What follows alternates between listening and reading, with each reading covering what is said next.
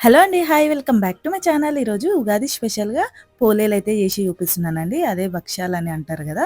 అవైతే చేసి చూపిస్తున్నా. మన తెలంగాణోళ్ళనైతే పోలేలనైతే అంటాము. ఈ ఉగాదికి పక్కా మనమైతే పోలేలు చేసుకుంటాం గదా! నేనెలా చేస్తానో చూపిస్తానండి. 2 విధానంగా చూపిస్తానండి. ఒకటి పొడి పిండి వేసుకుంటూ, ఇంకోటి నెయ్యితోని ఎలా చేసుకోవాలో చూపిస్తా. వీడియో మాత్రం ఎక్కడ స్కిప్ చేయకుండా మీరు గూడా చూసేయండి. నచ్చితే లైక్ చేయండి, షేర్ చేయండి, సబ్స్క్రైబ్ చేసుకోండి మంచి మంచి రెసిపీస్ కోసం.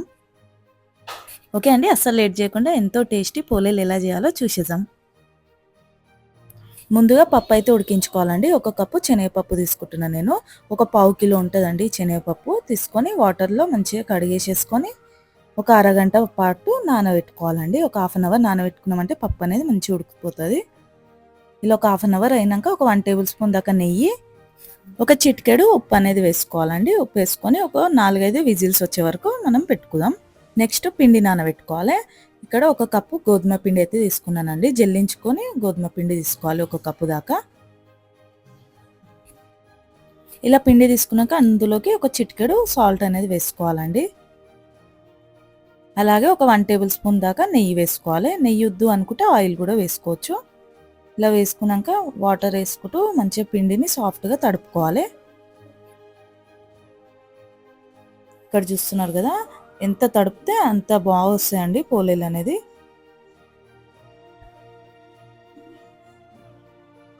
ఇలా పిండి తడుపుకున్నాక ఒక 10 to 15 మినిట్స్ వరకు పిండిని నానబెట్టుకుందాం. అప్పటి వరకు పప్పు ఉడికిందో లేదో చూద్దాం. ఇక్కడ నేను పప్పు ఉడికిపోయిందండి. విజిల్స్ తీసేసి ఒక బౌల్లోకి అయితే తీసుకున్నాను. పప్పు వాటర్ ఉంటుంది కదా, వాటర్ తీసేసి ఖాళీ పప్పు మాత్రం ఇలా తీసేసుకోవాలి. ఆ వాటర్తోని కట్టుచారు చేస్తారు కదా, అది ఎప్పుడైనా వీడియో నేను పోస్ట్ చేస్తానండి. ఇలా అయితే పప్పుని మంచిగా రుబ్బుకోవాలండి. మిక్సీలో వేయొద్దు, రుబ్బుకోవాలి. నెక్స్ట్ ఇందులోకి బెల్లం ఎంత తీసుకోవాలో చూద్దాం. ఇక్కడ నేను గ్యాస్ పైన పెట్టేసినానండి పప్పు. ఒక కప్పు దాకా బెల్లం తీసుకున్నా. తురుముకోవాలి బెల్లంని. మనం ఏ కప్పుతోనైతే శనగపప్పు తీసుకుంటామో అదే కప్పుతో బెల్లం తీసుకోవాలి. మీకు ఇక్కడ బెల్లం వద్దు అనుకుంటే షుగర్ కూడా తీసుకోవచ్చండి. ఏ కప్పుతో మనం శనగపప్పు తీసుకుంటామో అదే కప్పుతో షుగర్ కూడా వేసుకోవాలి. ఇంకొద్దిగా స్వీట్ ఎక్కువ తింటా అంటే కొద్దిగా ఎక్కువ వేసుకోవచ్చు.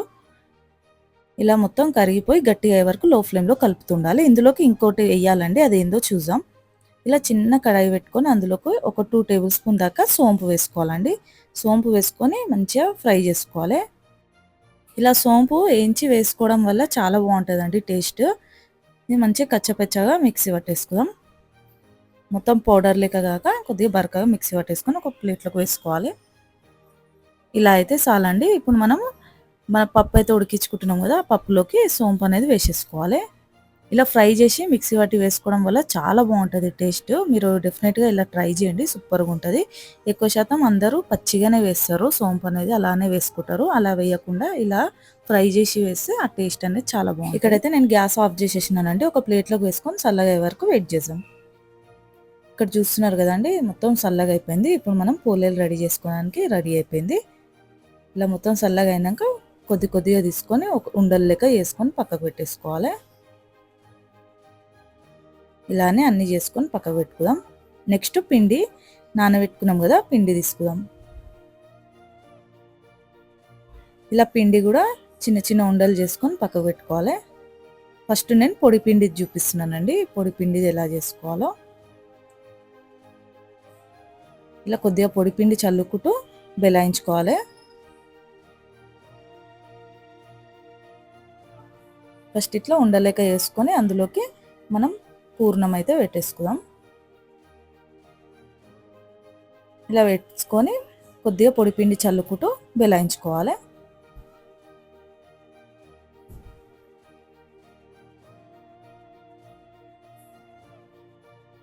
మీకు ఎంత సైజులో కావాలో అలా చూసి అయితే బెలాయించుకోండి. నేను కొద్దిగా పెద్దగానే చేస్తున్నానండి. ఇలా చేసేసుకొని వేడి వేడి పెంక మీద వేసేసుకుందాం. లో ఫ్లేమ్లో కాల్చుకోవాలండి. ఇక పైన ఉన్న పొడి పిండి ఇలా క్లాత్తో తుడిచేసుకుంటే సరిపోతుంది. ఇలా కొద్దిగా ఆయిల్ అన్న నెయ్యి అన్న వేస్తూ కాల్చుకోవాలి.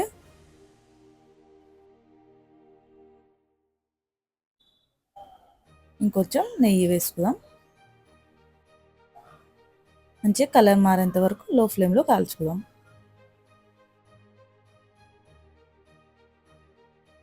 చూస్తున్నారా ఎంత మంచిగా పొంగుతున్నాయో, చాలా బాగుంటుందండి ఇలా పొడి పిండి వేస్తే కూడా. ఇలానే అన్నీ వేసుకోవాలి.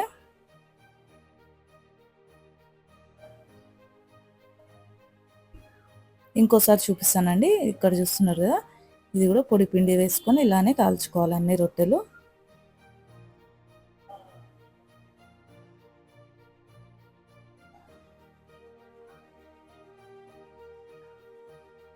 ఇవన్నీ ఒక ప్లేట్లోకి వేసుకుందాం. నెక్స్ట్ మైదా పిండితో పోలేలు ఎలా చేసుకోవాలో చూద్దామండి. ముందుగా ఒక బౌల్లోకి 1 కప్పు మైదా పిండి తీసుకోవాలి. అందులోకి ఒక చిటికెడు పసుపు వేసుకోవాలండి, ఒక చిటికెడు ఉప్పు,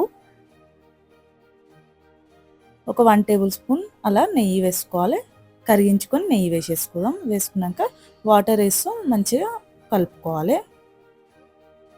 మనం ఇప్పటిదాకా గోధుమ పిండితో చేసినాం కదా, ఇది మైదా పిండితో చేస్తున్నాం. ఇలా వాటర్ వేసుకుంటూ మంచిగా ముద్దలేక కలుపుకోవాలి.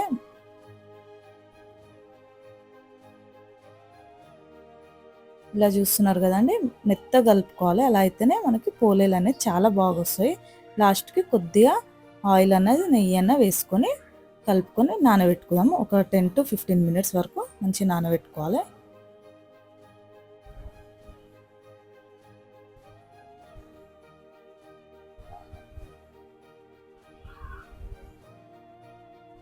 ఇక్కడ చూస్తున్నారు కదా, ఒక 10-15 మినిట్స్ వరకు మూత పెట్టేసుకొని పక్కకు పెట్టేసుకుందాం.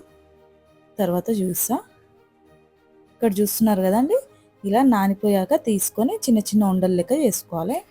ఇలా మైదా పిండితో చేస్తే సూపర్గా ఉంటాయండి. కానీ అంత హెల్దీ కాదు అనుకుంటే గోధుమ పిండితో చేసుకోండి, లేకుంటే ఇలా మైదా పిండితో కూడా చేసుకోండి, చాలా బాగుంటుంది.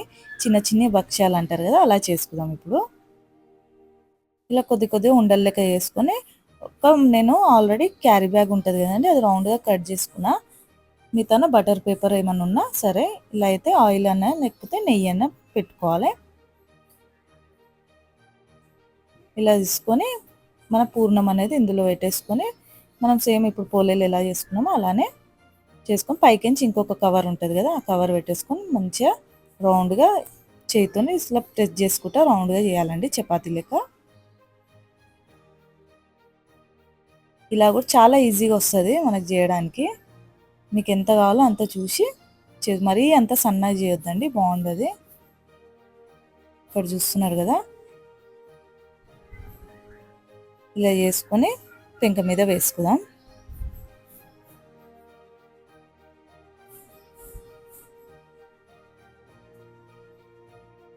మరీ సన్నగా కాకుండా మరీ తిక్కుగా కాకుండా మీడియంలో చేసుకుంటే సూపర్గా ఉంటాయి.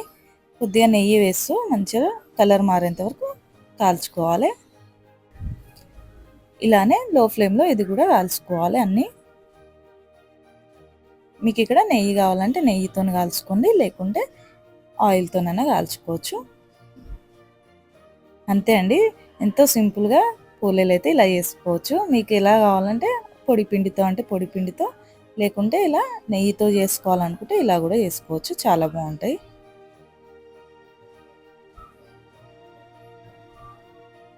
ఇలానే అన్ని పోలేలు అనేవి చేసేసుకుందాం.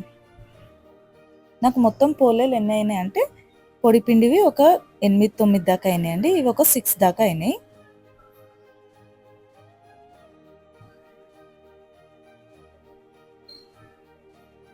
చూస్తున్నారా ఎంత బాగా వస్తున్నాయో. అంతే అండి, ఉగాది స్పెషల్ పోలేలు అయితే రెడీ అయిపోయింది.